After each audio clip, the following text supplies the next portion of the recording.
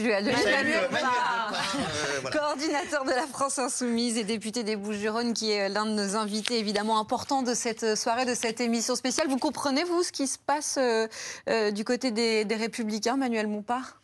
Oh, c'est pas à moi de commenter ce qui se passe chez les en tout cas, ceux qui disaient qu'il n'y avait que du grabuge au sein du nouveau Front populaire, finalement, du côté de LR, ça arrive aussi. Oui, enfin, sans vouloir défendre les Républicains, je crois que du grabuge cette semaine dans le champ politique, il y en a eu un peu partout, quand même, il faut dire la réalité. Et je pense que ça a donné un spectacle qui était quand même un spectacle assez pitoyable.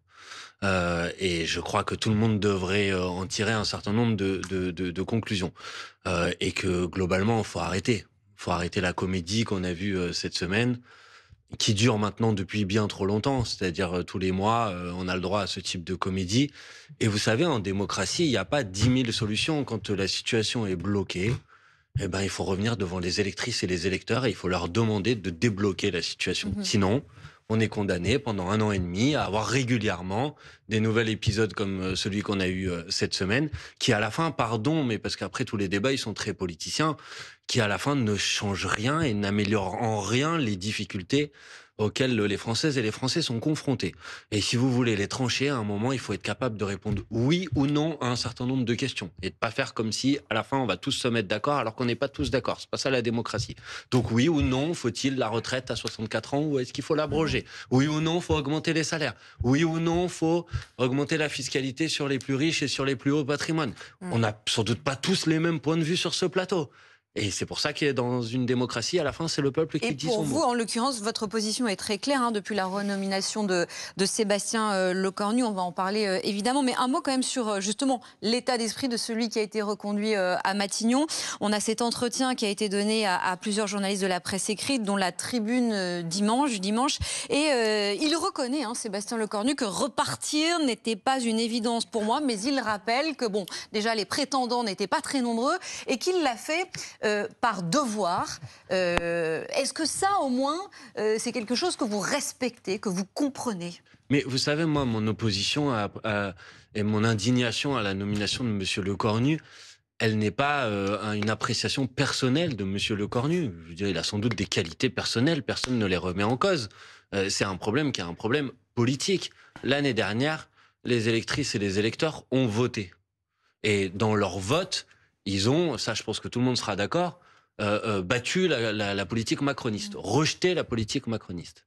Et malgré ça, vous avez un président de la République qui continue à essayer d'imposer par la force la continuité d'une politique qui a été rejetée. Justement, quand il s'agit de parler du président de la République, vous n'hésitez pas à parler de sa personnalité, de parler de l'homme. Si on doit parler de l'homme Sébastien Lecornu... Sincèrement, excusez-moi, je vous corrige. Moi, j'essaye d'avoir toujours des caractérisations politiques. Mais est-ce que vous concédez que Sébastien Lecornu a fait preuve d'une forme de courage? Est-ce que vous aimez bien le côté moine soldat? Allez, j'y vais, j'y retourne. Excusez-moi, allez se faire renommer alors que vous avez démissionné quelques jours plus tôt. Peut-être que lui, il a le sentiment de servir le président de la République, mais au bout d'un moment, vous savez, vous pouvez être fidèle à quelqu'un quand on vous demande de faire quelque chose qui n'a aucun sens. À un moment, il faut aussi être capable de dire, bon là, je crois que c'est peut-être pas la meilleure des idées. Donc non, pardon, j'aurais pas de problème à dire qu'il a sans doute encore une fois des qualités personnelles, mais là, je lui reconnais pas quelque chose de positif dans sa démarche. C'était bien essayé, Alice. Emmanuel Bompard, vous censurez dans tous les cas? Vous ne reviendrez pas sur votre décision, même si Sébastien Lecornu annonce une suspension de la réforme des retraites? Oui, je vous le confirme. Ce ne serait pas bien pour les Français, une suspension de la réforme des retraites? Après, je répondrai à votre question, mais d'abord, vous m'avez demandé est-ce que vous censurez à tous les coups. Et je crois qu'on peut faire beaucoup de reproches à la France insoumise. Parfois, certains ne manquent pas d'en faire.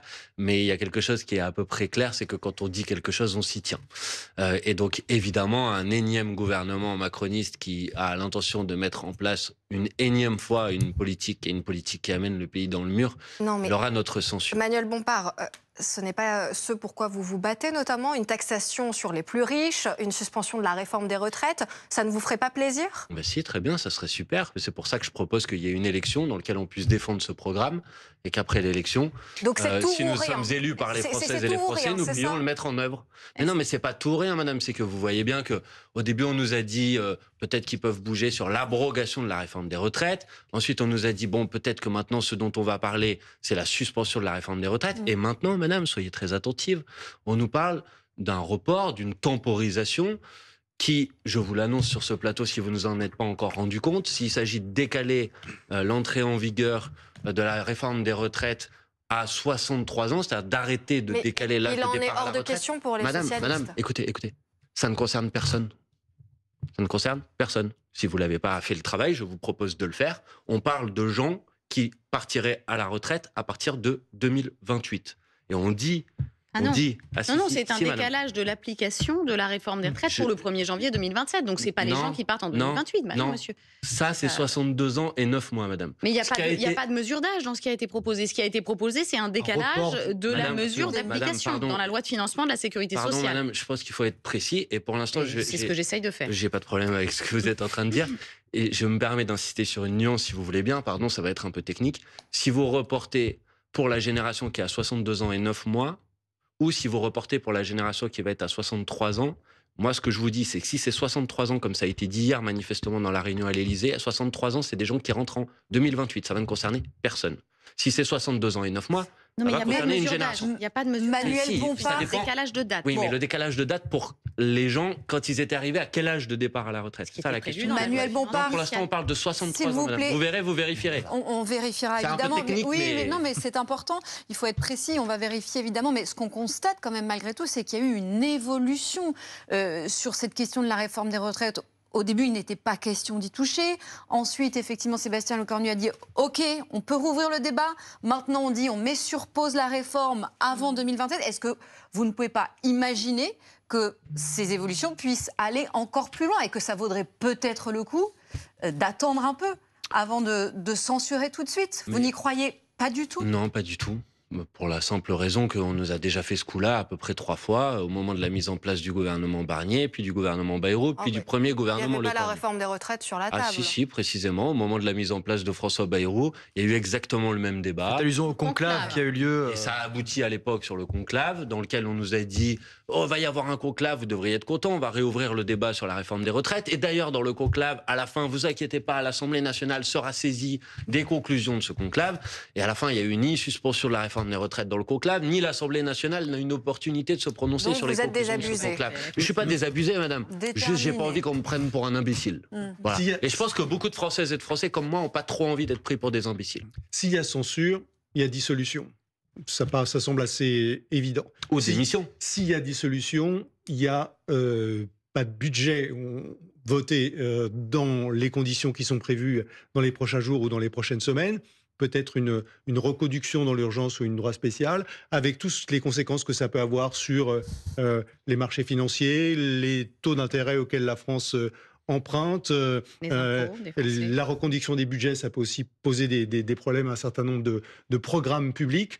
Tous ces risques-là, vous les assumez sans difficulté? Non, je pense précisément que la situation que l'on vit depuis maintenant 1 an et demi, de gouvernement qui tombe tous les 3 mois ou tous les 6 mois, c'est la pire des situations du point de vue des problèmes que vous venez de poser sur la table. Et moi, j'essaye de trouver, parce que je suis attaché à mon pays, une solution de déblocage de la situation. Mais les Français se sont prononcés l'année dernière. Pourquoi vous dites que les si Français... vous voulez, laissons-le terminer. terminer. Après, je vous promets, je réponds à votre question. Et la solution de déblocage que je propose et de remise en ordre des choses, précisément, elle est très simple. On fait une loi spéciale tout de suite. Là, maintenant. Au moins... on est débarrassé pendant 3-4 mois de cette question du budget. On a de la prévisibilité, tout le monde sait où on va. On organise une élection présidentielle anticipée. On organise une élection dans la foulée législative pour avoir une majorité. Et ensuite, on fait au début de l'année prochaine ce qu'on appelle un budget rectificatif. C'est-à-dire qu'entre maintenant et le début de l'année prochaine, on connaît les lignes budgétaires, on sait collecter des recettes, on rassure tout le monde. Et on a un grand moment de respiration démocratique. Ça permet aux Français de choisir dans quelle direction on veut que le pays aille. Et sur cette base-là, on fait un budget qui correspond à ces priorités. Donc vous êtes sur la même ligne qu'Édouard Philippe, en fait? Alors, Édouard Philippe, si j'ai bien compris, il ne dit pas tout à fait la même chose. Lui, il dit qu'il faut aller au bout du budget. Et alors, le président de la République doit démissionner à ce moment-là. Ah bah c'est plutôt Édouard Philippe là qui a rallié la position de la France Insoumise. Ça vous a surpris, juste en quelques mots, ça vous a surpris que Édouard Philippe, Premier ministre d'Emmanuel Macron, en vienne à cette position qui est presque la même que la vôtre? Évidemment, c'est pas très courant que l'ancien Premier ministre du président de la République appelle à sa démission. Néanmoins, je pense que si Édouard Philippe en vient à cette conclusion, comme d'autres d'ailleurs dirigeants politiques sont pas tous membres de la France Insoumise, c'est parce que tout le monde a compris une chose, c'est que le point de blocage aujourd'hui de la situation, elle n'est pas à l'Assemblée nationale, elle n'est pas à Matignon, elle est à l'Élysée. Et que si vous voulez débloquer la situation, ça passe par le départ de celui qui est à l'Élysée et qui est responsable, qui porte l'entière responsabilité de la situation de blocage que l'on connaît aujourd'hui. Je n'ai pas répondu à votre question, madame. Non, mais parce que pour l'instant, on est dans le scénario d'une fiction, parce que le président de la République, il ne veut pas en entendre parler d'une démission. Tugdual Denis. Moi, je vous le dis sans malice, je trouve que depuis cette pantalonnade à laquelle on assiste, vous faites partie des gens qui ont un discours très cohérent et homogène. Après, moi, je partage pas du tout vos idées, mais moi, je partage pas non plus les vôtres. Voilà. Ça tombe bien. Donc comme ça tombe bien. On n'ira pas en vacances ensemble, mais en revanche, voilà. On ne sait jamais sur un malentendu. En revanche, je vous trouve cohérent. Le seul truc, en revanche, c'est que cette cohérence, vous auriez dû l'avoir, à mon sens, dès la dernière dissolution, en refusant le Front républicain, puisque le Front républicain était une manière de forcer l'électorat à un choix qui n'était pas le sien. Et je pense que le verre était dans le fruit à partir de ce moment-là, et c'est pour ça qu'on vit la situation politique qu'on a aujourd'hui. Moi, la question que j'ai envie de vous poser, elle relève un peu de la fiction, mais j'ai tendance à penser que Emmanuel Macron essaiera, jusqu'à la nausée, jusqu'à l'indigestion, le plus de cartes possible avant d'abdiquer et d'organiser ce que je pense, comme vous, démocratiquement utile, une dissolution. Est-ce que, si le cornu saute, et que Emmanuel Macron joue une carte de division de la gauche en nommant un socialiste à Matignon et en acceptant qu'il y ait dedans, dans son gouvernement, que des écologistes, des communistes, bref, vos ex-alliés... Vous allez loin dans votre scénario. Ça fait partie des scénarios envisageables. Donc un 7e Premier ministre. Est-ce que vous censureriez Est-ce que vous n'êtes pas Marine Le Pen? C'est-à-dire, vous censurez à tout va? C'est-à-dire que même s'il met, je sais pas, un perroquet ou à Matignon, mais est-ce que vous seriez prêt à censurer aussi un Premier ministre socialiste? Alors, je vais répondre à votre question, mais d'abord, dans votre question, il y avait deux affirmations avec lesquelles je suis en désaccord. J'imagine. La première, c'est que, pardon, parce que ça, c'est, excusez-moi, je ne veux pas vous dénigrer, mais là, vous reprenez d'un certain point de vue, ou en tout cas, vous partagez l'argument que donne souvent l'extrême droite par rapport à ce qui s'est passé l'année dernière au moment des élections législatives. Je veux rappeler que s'il y a des retraits de candidats, aucun électrice ou aucun électeur n'est forcé d'aller voter pour un candidat. Donc, si les gens ont décidé l'année dernière, entre les deux tours de l'élection législative, de battre l'extrême droite, c'est parce qu'il y a eu tout simplement plus de gens qui sont allés voter pour des candidats qui étaient opposés à l'extrême droite que pour les candidats de l'extrême droite. Donc, essayer de déformer ce qui s'est passé l'année dernière pour en faire une violation démocratique, pardon, on les a privés de choix. Puisque ça ne correspond pas. On avance sur la suite, s'il vous plaît. Non, mais vous l'avez dit, vous avez donné votre version sur la suite. Deuxièmement, monsieur, je ne suis pas pour la destitution, mais pour la démission, j'ai donné les arguments pourquoi. Maintenant, on fait de la politique fiction sur ce qui pourrait se passer en cas de censure. Oui, on n'y est pas. Toute la semaine, on a fait de la politique fiction sur la nomination du gouvernement. Moi, j'ai toujours dit les choses de manière très claire. Moi, je censure tout gouvernement qui inscrive leur politique dans la continuité de la politique macroniste. Voilà. Donc, pour répondre à votre question de manière sans langue de bois. Mais là, c'est pas vraiment la continuité de la politique macroniste. Pour répondre à votre question sans langue de bois, si ce scénario auquel je ne crois pas du tout devait arriver, moi, j'attendrai de voir le discours de politique générale et j'écouterai s'il s'agit de mettre en place le programme du nouveau Front populaire sur lequel j'ai été élu. Et si oui, évidemment, je ne vais pas m'y opposer. Ou s'il s'agit de mettre en place... Oui, mais ça, c'est la vie. Moi, vous savez, je fais pas de la politique pour aller occuper des fonctions gouvernementales à tout prix. J'essaye de faire en sorte que la vie des gens, elle soit changée, elle soit transformée. Alors, avant d'imaginer ces différents scénarios, revenons aux faits. Dernières informations. Léopold Debert, qui, pour la petite histoire, devait quitter ce plateau, est revenu. On vous a séquestré. Ça veut dire que vous avez des informations, parce qu'on rappelle qu'à ce stade, ce soir à 21h22, nous n'avons toujours pas de gouvernement. Les tractations se poursuivent. Quelles sont les dernières infos du service politique? Écoutez, ce qu'on comprend, c'est que y a une hypothèse qui monte au moment où on se parle. On vous parle beaucoup de cette date butoir depuis maintenant plusieurs jours, du lundi 13 octobre comme étant la deadline maximum pour organiser un conseil des ministres dans lequel Sébastien Lecornu devrait donc présenter son projet de budget avant qu'il n'aille à l'Assemblée nationale où il y aura 70 jours maximum pour arriver au 31 décembre 2025 et donc permettre à la France d'avoir un budget. 70 jours durant lesquels il y aura des discussions parlementaires et potentiellement des changements, améliorations ou non de ce budget. Mais il se trouve que nous avons discuté également avec Anne Charlène avant le début de cette émission et que il se pourrait que finalement cette deadline de lundi puisse aller jusqu'à mardi. Parce qu'on comprend qu'on pourrait avoir des députés échanger, travailler les samedis, potentiellement des dates supplémentaires qui seraient ajoutées.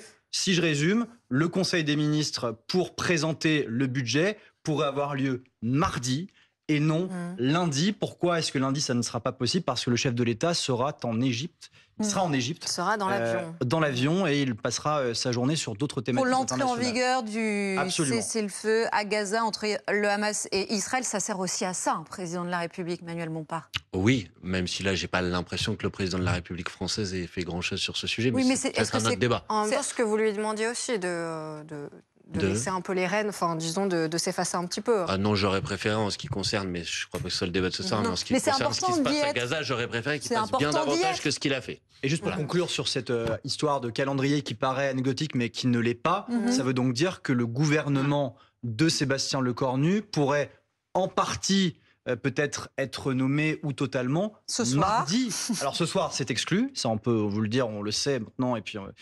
Je vais vous dire, on est habitué à tout, mais enfin 21h24. Ah non, parce que oui, on n'est pas à l'abri d'un rebondissement et ça peut aussi avoir lieu ce soir. Ça nous a été confirmé, ça ne sera pas ce soir. À 100%, ça ne sera pas ce soir. Je m'y engage et on s'y engage tous au service politique. Faites attention, vous allez devoir revenir à 1h du matin. Merci Léopold.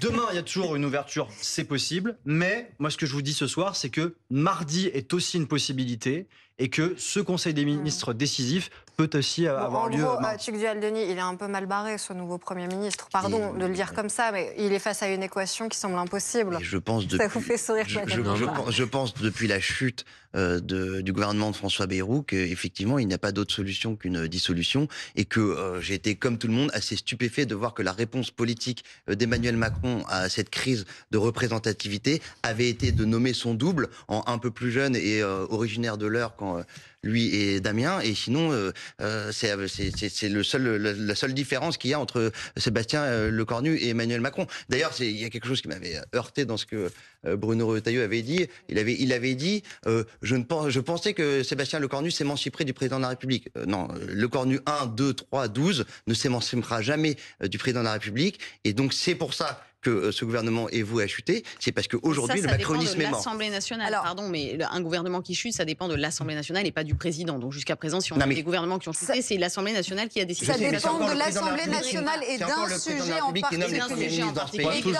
Une nomination. S'il vous plaît, excusez-moi, monsieur Lecornu, il est tombé tout seul sans que l'Assemblée nationale n'ait besoin de son nom. Oui, alors là, c'était un peu particulier. Ce sujet en particulier, même Sébastien Lecornu le reconnaît. Il le dit dans cet entretien qu'il a donné, je le rappelle, à quelques journalistes, dont La Tribune dimanche.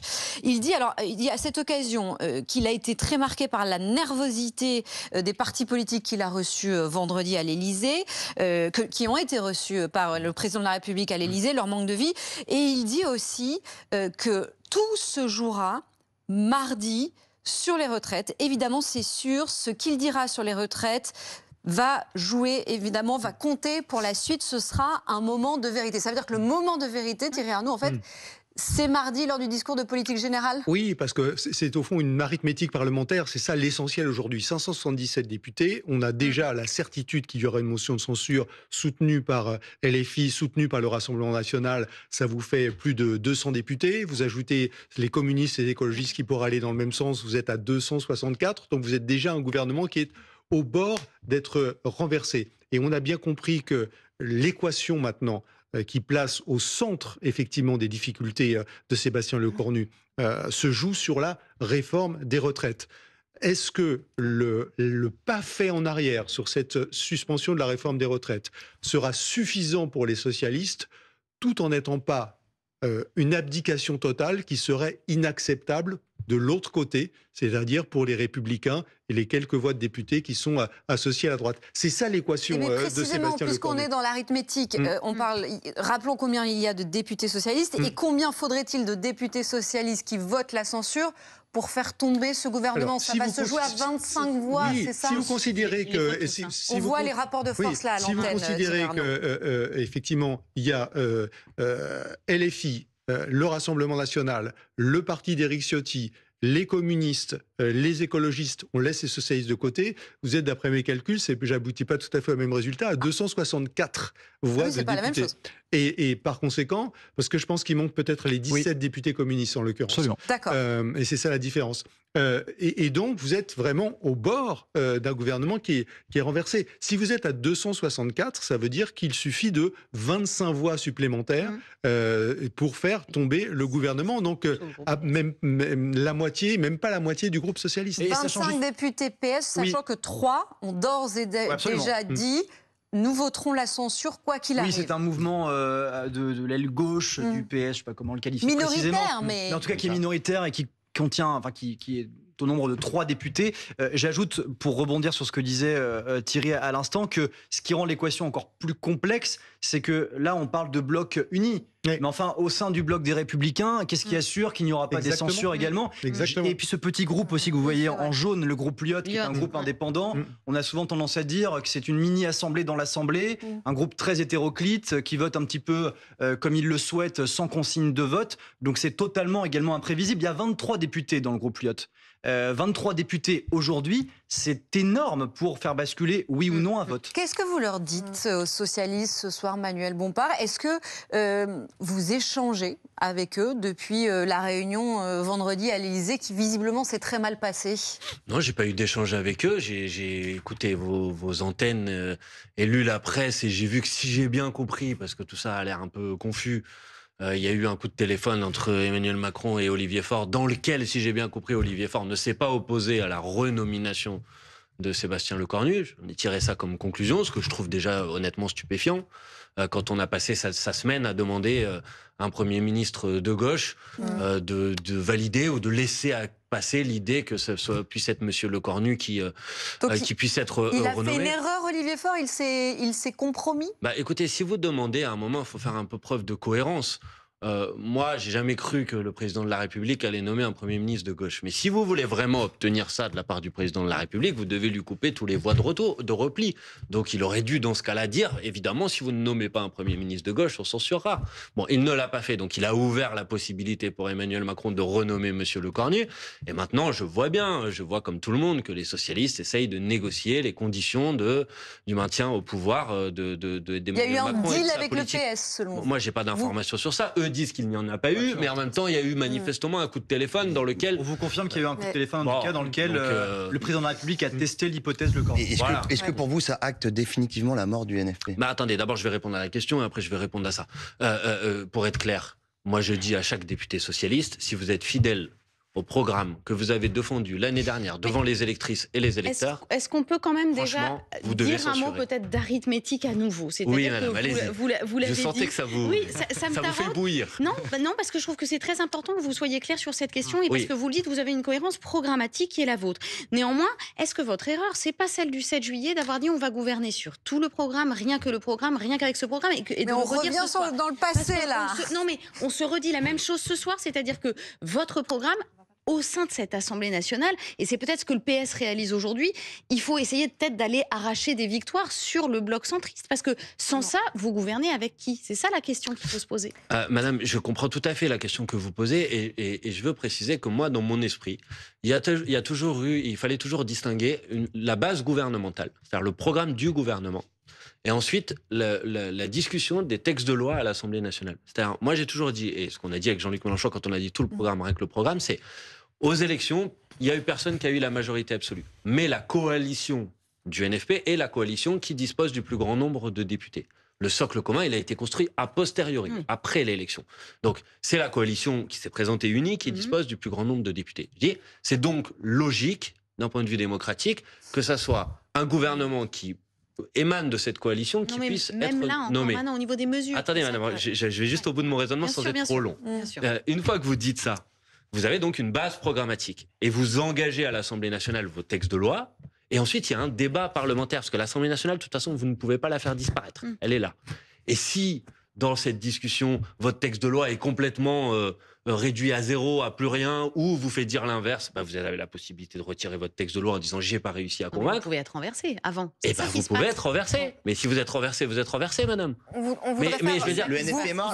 Vous prenez votre risque. Pardon, j'ai répondu à l'autre question. Mais le nouveau Front populaire, c'est un programme. Moi, ce programme, il est toujours valable. La question, vous ne devriez pas la poser dans ces termes-là. La question est de savoir est-ce que oui ou non le Parti socialiste reste fidèle à ses engagements. Pour moi, je réponds très clairement. Non. Il est évident que s'il permet au gouvernement Cornu de rester en place, c'est une violation, une rupture totale Et donc, vous des pourrez engagements. D'accord. Alors des justement, électrices et pardon, des mais je électeurs. voudrais faire rentrer dans la conversation Il y a un Laurent socialiste Baumel. qui nous écoute. Bonsoir, vous nous écoutez depuis Bonsoir. tout à l'heure, en effet, député socialiste et apparenté de l'Indre-et-Loire. Merci d'être avec nous.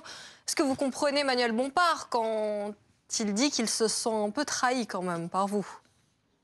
Non, parce qu'on n'a pas trahi le programme ou les valeurs qui restent communes. Simplement, on n'a pas la même analyse de la manière dont doit fonctionner cette législature. Nous, on estime qu'à partir du moment où Emmanuel Macron, en effet, n'a pas voulu, en juillet 2024, nommer une première ministre qui lui était proposée par le NFP, on n'allait pas nécessairement bloquer toute cette législature et qu'il fallait essayer, du coup, de prendre acte du fait que personne n'avait de majorité absolue dans cette Assemblée pour essayer de trouver des compromis. Et nous, on se bat depuis le début de l'année 2025 pour qu'une partie des idées du NFP, je pense par exemple à l'abrogation ou la suspension de la réforme des retraites, je pense à la justice fiscale, je pense au pouvoir d'achat, tout ça, ce sont des choses qu'on a puisées dans le programme du NFP. On essaye de faire en sorte que ça puisse s'inscrire dans le budget du pays, dans l'intérêt des Françaises et des Français qui nous ont fait confiance en 2024. Donc on diverge, si vous voulez, sur la lecture de la situation politique et des institutions, mais j'ai pas du tout le sentiment que nous avons trahi les valeurs et le programme. Oui, mais Laurent Baumel, est-ce que vous regrettez tout de même la position de LFI qui appelle à censurer sans même écouter la déclaration de politique générale de Sébastien Lecornu? Non, mais c'est une divergence entre nous qui est connue et qui ne vient pas d'arriver. Elle date, en vérité, On a été finalement cohérent au moment des élections législatives. Dans la foulée, lorsqu'il a été question de proposer à Emmanuel Macron d'être dans le respect du scrutin et de nommer un Premier ministre NFP. Puis à partir du moment où cette possibilité s'est évanouie, effectivement, nos approches de la période ont divergé. Laurent Baumel, très concrètement, Manuel Bompard vous écoute en ce moment. Laurent Baumel, Manuel Bompard vous écoute sur notre plateau. Quel message avez-vous envie de lui faire passer ? Je pense qu'il faut arrêter de faire campagne systématiquement contre le Parti socialiste. On peut avoir des divergences de stratégie, de lecture de la période. C'est pas pour ça qu'on devient des traîtres. Nous, on n'a jamais expliqué que la FI, parce qu'elle avait fait de la destitution du président de la République l'alpha et l'oméga de tout son comportement politique, était une traître ou desservait le pays. Voilà, on a des approches différentes. Nous, on a le sentiment, peut-être que c'est notre culture de gouvernement, qu'il vaut mieux essayer d'obtenir des victoires aujourd'hui pour les Françaises et les Français, que si on pouvait ramener à la faveur de cette négociation la suspension des retraites, on aurait été utile, on serait utile au pays, aux Françaises et aux Français.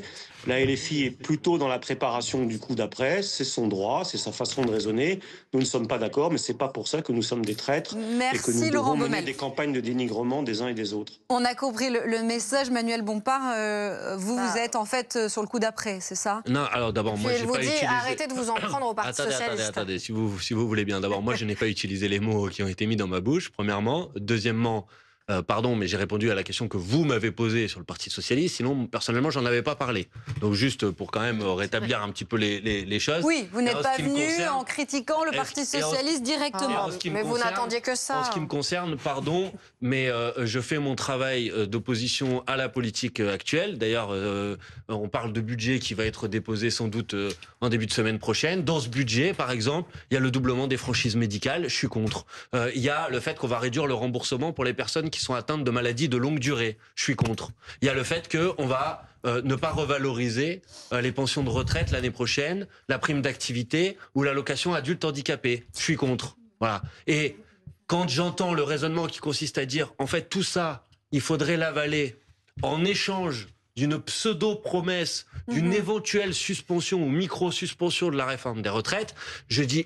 Pardon, mais l'année dernière, on nous a fait exactement le même coup au moment du budget Bayrou. On nous a dit, on a gagné le conclave, puis on a gagné, il n'y aura pas de suppression des postes d'enseignants, et puis finalement, il y aura moins de coupes dans le budget de la santé. Mais 6 mois après, est-ce qu'il y a quelque chose qui a changé positivement pour les Françaises et les Français? Parce que j'entends le discours. Nous, on va pas attendre demain. Compris. On veut arracher tout de suite des victoires pour les Françaises et les Français. C'est-à-dire que vous n'imaginez aucun bouger de ce gouvernement sur la réforme des retraites. Madame. C'est sur la base de ce qui s'est passé cette année. Est-ce qu'il y a eu quelque chose qui s'est amélioré dans la vie des gens? Les choses sont différentes peut-être aujourd'hui. Peut-être que les choses sont différentes. En tout cas, le nouveau Premier ministre dit qu'il veut tirer les leçons du passé, ne pas reproduire les mêmes erreurs. Bon, vous n'y croyez pas.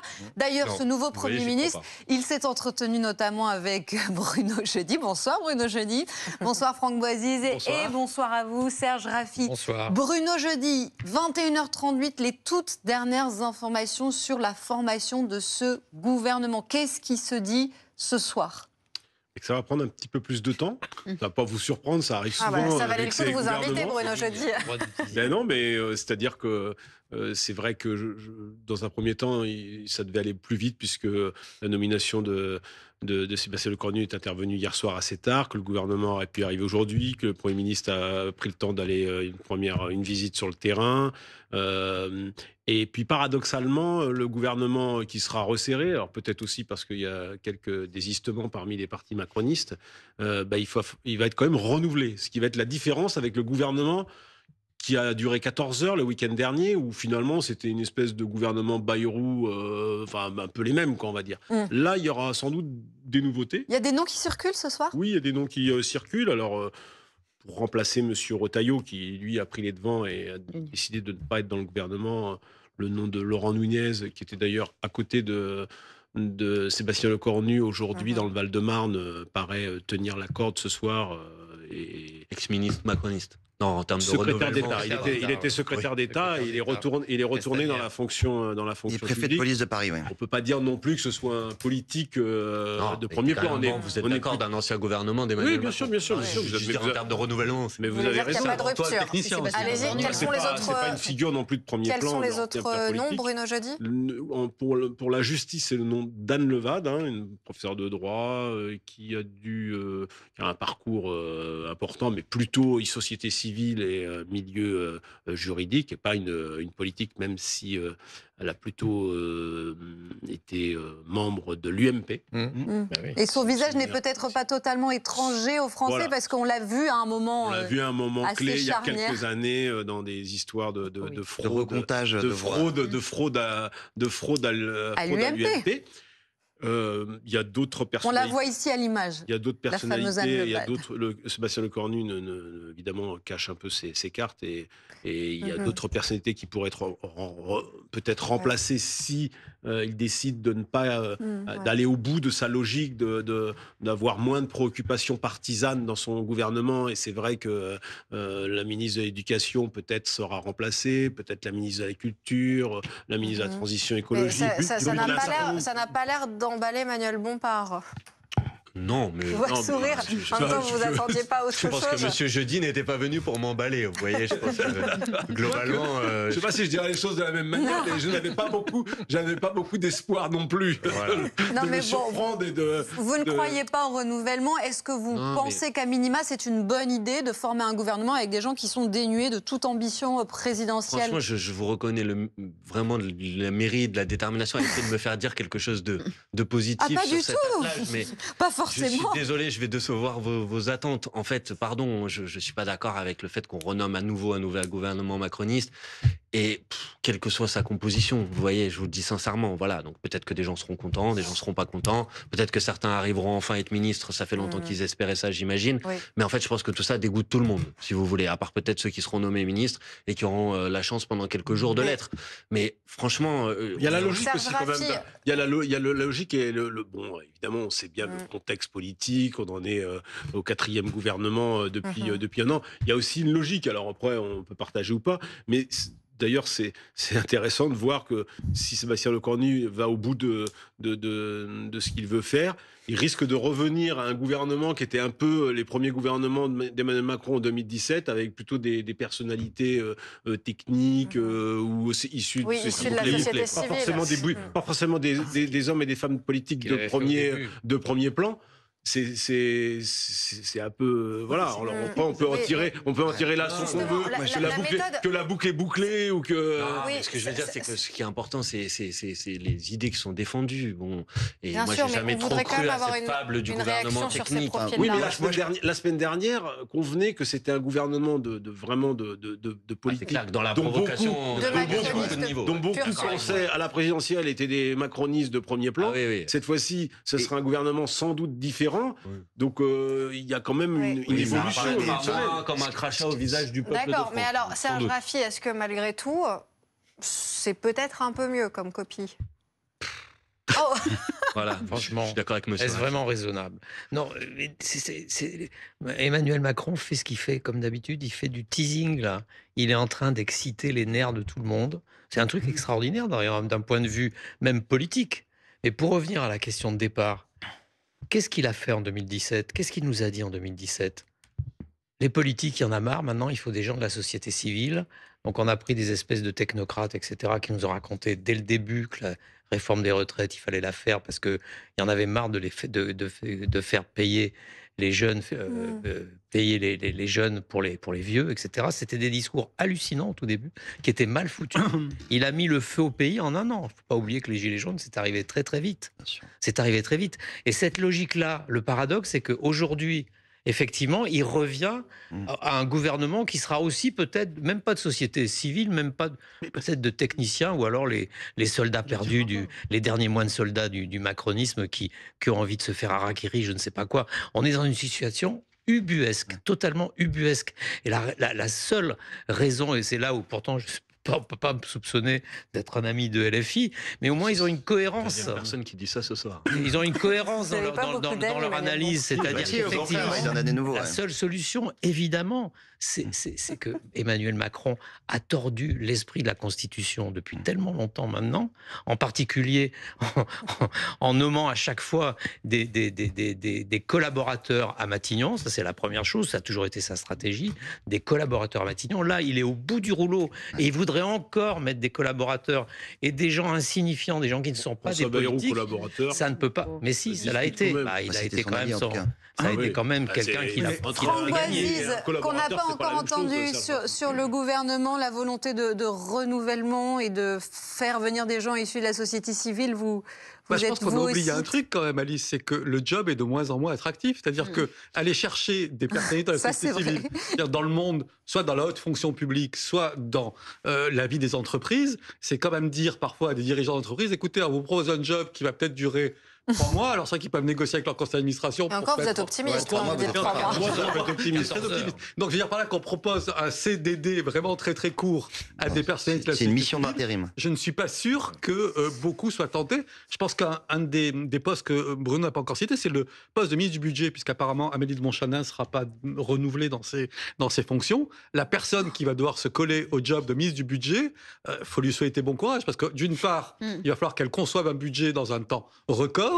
Et ensuite, elle n'est même pas sûre de pouvoir le concevoir jusqu'au bout. Donc, globalement, peut-être qu'il va falloir décrocher le téléphone plus souvent que d'habitude pour convaincre certains d'accepter un job ministériel. Moi, je voudrais rebondir sur ce qu'a dit... Mais vraiment 30 secondes et après, on part en sur ce qu'a dit Serge Raffi, en fait, il faut remettre ça en perspective. Ça fait 25 ans de naufrage démocratique, le traité de Lisbonne, les fronts républicains, l'absence de campagne en 2022 pour cause de guerre, une élection présidentielle en 2017, à mon sens totalement falsifiée par l'affaire Fillon, et...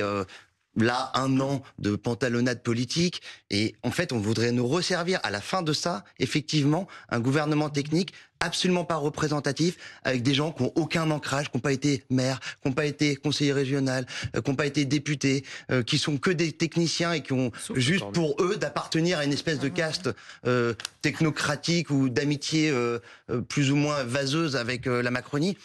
Une crise prolongée. On voudrait mettre le feu au pays, qu'on ne s'y prendrait pas. Sans gouvernement, sans budget, on serait donc au 4e ministre de l'Éducation nationale. Je rebondis sur ce que vous disiez à l'instant, Bruno Jeudi. Restez avec nous dans un instant. Merci beaucoup, Manuel Bompard, d'avoir été longuement avec nous dans cette émission spéciale. On va revenir dans quelques